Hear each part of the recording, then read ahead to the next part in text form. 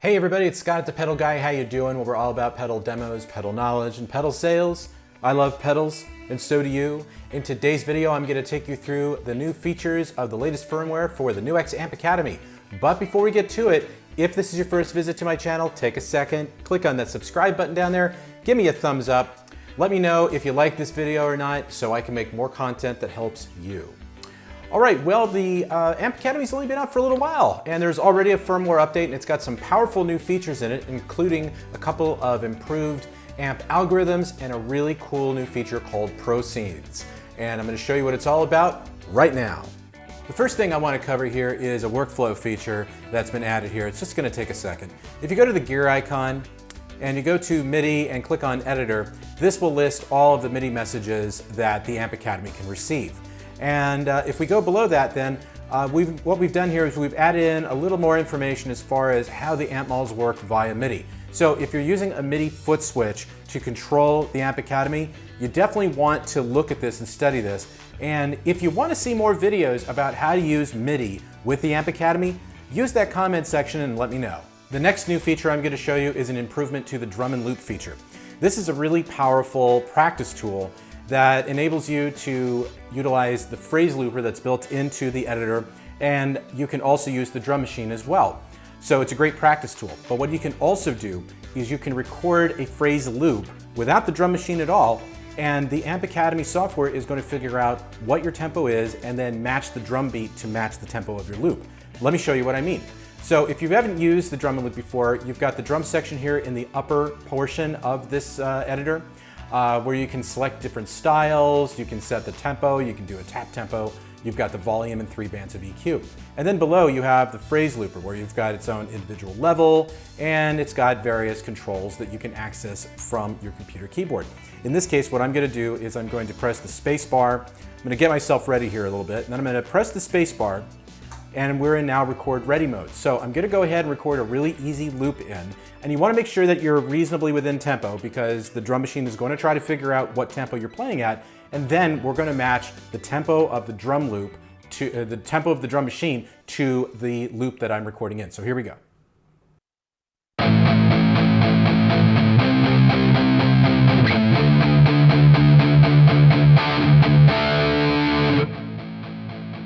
Okay, so you can see that it is determined that the tempo is 121 BPM. So if I start playing back the drum loop, let's hear what we got.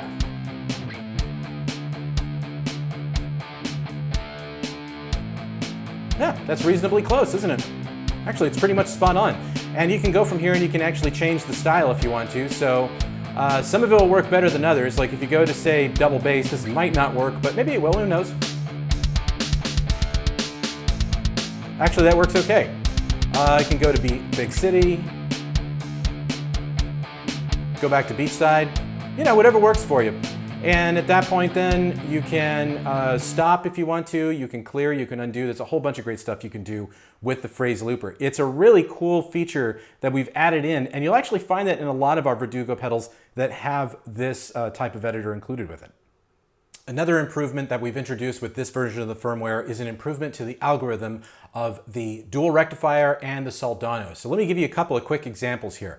So I've got the dual rectifier selected, and I can just create some really good, nice, grindy overdrive sounds. Or I can beef it up even more if I want to.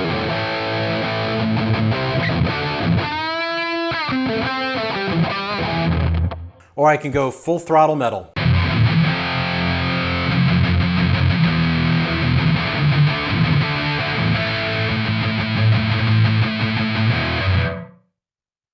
Now that's the dual rectifier. If I switch over to the Soldano,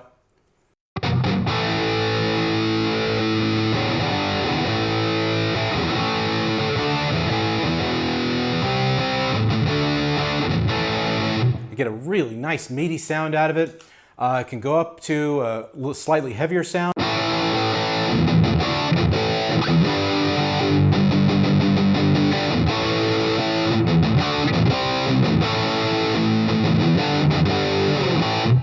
So you just have to experiment with it yourself and find the tone that you like, but this is just such a massive improvement to the overall sound of these two amps. Now I've saved the best for last, which are pro scenes. And pro scenes enable you to not only save the parameters of each one of your scenes, but you can actually change the effect or the reverb per scene. This is huge. Let me show you what I mean. If we go to our, we're using the dual rectifier here, and you can see that I've got it all set to various parameters across the board here, and it's got a nice grindy sound to it. And if I go to the effects block and I right click, you can see that I'm using the Rose compressor and it's set to its individual parameters. If I go over to the right to the reverb block, you can see that I'm using a damp reverb, and I've also set up a couple of different parameters there. Now, if I go to the next scene, so I'll use the scene button here on the pedal itself, you can see that the parameters of the amp have changed somewhat here. But if I go to the effects block, check this out. Now the effects block is set up with a red dirt distortion with its own parameters. And if I go over to the reverb, it's now set to hall reverb instead of damp reverb. So that means that each one of these scenes can have its own individual parameters and its own effect and its own reverb. So just imagine what you could do. So you could have your first scene, which sounds really nice and warm and grindy. And then you can go to something a little heavier. And then you can go to the metal setting that we heard a little earlier. And in this case, what I've done is I've gone to a crunch distortion on the effects block, and I've gone to a room reverb on the reverb block. So just imagine the possibilities of what you could do here. You could really create some fantastic new presets in just a matter of a few minutes. Okay, well that wraps it up. So if you have any further questions, just use the comments section below and I'll get back to you when I can. Thanks, and we will see you in the next video.